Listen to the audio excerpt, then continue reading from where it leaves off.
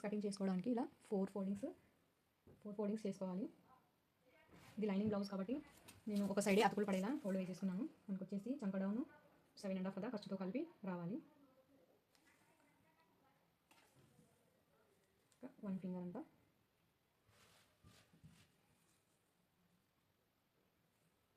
ఇప్పుడు కరెక్ట్గా సరిపోయింది. మనం ఒకవేళ ఇలా ఈక్వల్గా వేసేసుకుంటే 4 సైడ్స్ అతుకులు వేయాల్సి వస్తుంది. ఇలా వేసుకుంటే ఇలా 2 సైడ్ మాత్రమే అతుకులు వేయాల్సి వస్తుంది అనమాట.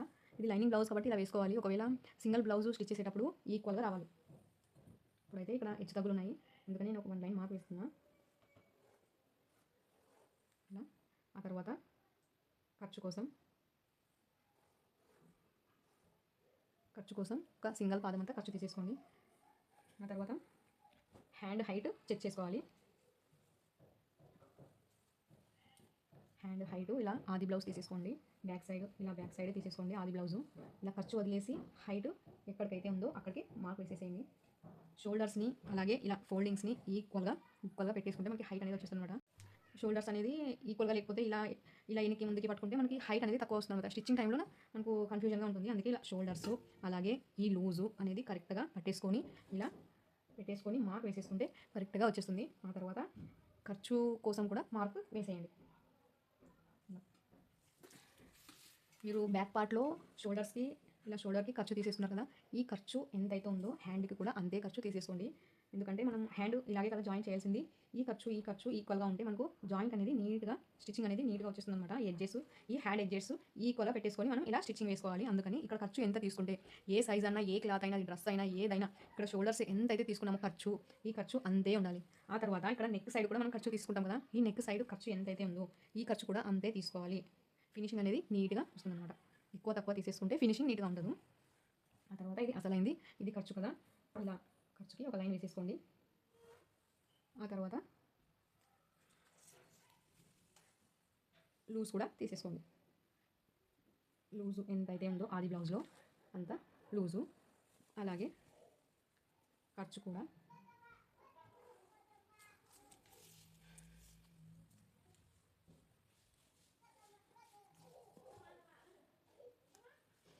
ఆ తర్వాత మనకి హ్యాండ్ హైట్ అయిపోయింది, హ్యాండ్ లూజ్ కూడా అయిపోయింది కదా.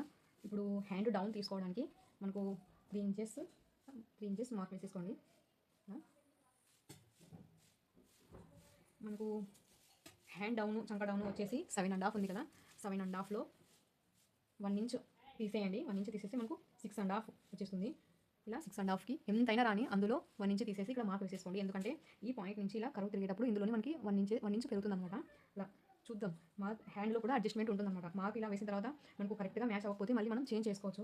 ఇప్పుడు 1 ఇంచ్ ఇలా 1 ఫింగర్కి ఇలా పెట్టేసి ఇలా మార్క్ వేసేసేయండి. ఆ తర్వాత ఈ పాయింట్ అనేది ఇలా కరువు షేప్లో తీసుకొని వెళ్ళాలి. ఇలా ఈ పాయింట్ ఇలా తీసుకొని వెళ్ళాలన్నమాట. ఇప్పుడు ఎంత వస్తుందో చూద్దాం. 7.5కి 1 పాయింట్ ఎక్కువగా వచ్చింది. ఇందులోనే ఇలాగే అడ్జస్ట్ చేసుకోవచ్చు, అదేం పెద్ద ప్రాబ్లం ఏం కాదు.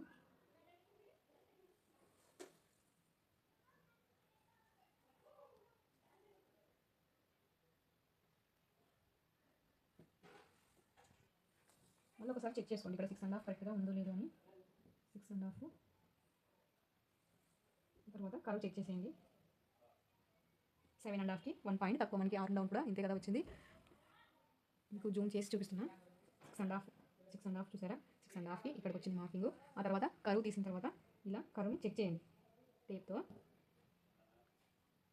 ఈక్వల్గా చెక్ చేస్తే 7.5 వచ్చింది, సరిపోతుంది. ఇది ఏం కంగారు పడాల్సిన అవసరం లేదు. ఆ తర్వాత ఖర్చులు కూడా మార్క్ వేసేసేయండి. ఖర్చులు ఇక్కడ ఎంతైతే ఉందో ఇక్కడ కూడా అంత మార్కింగ్ వేసి, ఇక్కడ ఎంతైతే ఖర్చులు ఉందో అక్కడికి అలా మార్కింగ్ వేసేసేయండి. ఆ తర్వాత పాయింట్ కూడా ఇలా కలిపేసేయండి. అయితే హ్యాండ్ కటింగ్ అంతే. ఇక్కడ లోతు గురించి నేను స్టిచ్చింగ్లోనే చూపిస్తాను. ఎలా అయితే మార్కింగ్ వేసేసుకున్నామో అలా కట్ చేసుకోవడమే.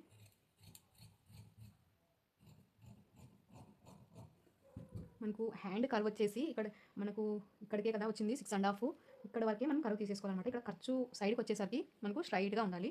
అలాగైతే మనకు ప్లస్ గుర్తు కూడా వచ్చేస్తుంది. ఆ తర్వాత ఇక్కడ టక్స్ పెట్టేసేయండి. ఈ టక్స్ ఎందుకంటే షోల్డరు మనం front part shoulder, back part shoulder attach చేసిన తర్వాత మనం హ్యాండ్ స్టిచ్చింగ్ అనేది ఈ పాయింట్తోనే, ఈ కట్స్తోనే అనమాట మనం స్టార్ట్ చేయాల్సింది. అందుకని ఇలా కట్స్ పెట్టుకోవడం మర్చిపోకండి. ఆ తర్వాత ఈ ఎక్స్ట్రా మొత్తం కట్ చేసేయండి. ఇలా ఏమైనా ఎక్స్ట్రా ఉంటే కట్ చేసేయండి. అలాగే ఇక్కడ మనం మార్క్ వేసేసుకున్నాం కదా, ఫస్ట్ హెచ్చు తగ్గులకి ఈ క్లాత్ని కూడా కట్ చేసేయండి. నీట్గా కట్ చేసేయండి. అంతే. ఇప్పుడు ఇక్కడ మనకి అతుకులు పడతాయి కదా, అందుకని నేను ఇక్కడే క్లాత్ ఉంది, ఇక్కడే తీసేసుకుంటున్నా.